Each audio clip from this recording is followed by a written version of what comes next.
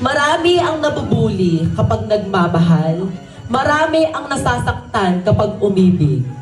Pero ang napunta sa aking katanungan, self-love.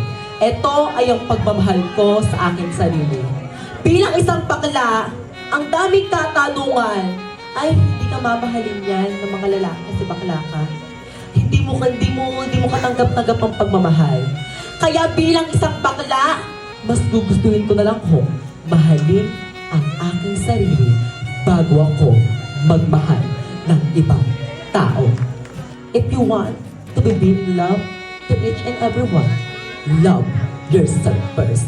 And if you want to be being respected, respect yourself first. Sabi nga sa kanta, na sana'y pag-ibig na lang ho ang isipin ng bawat isa sa mundo. Ang pagmamahal ay siyang tunay na makapangyarihan dito sa ating ibang. Maraming salamat. Wow!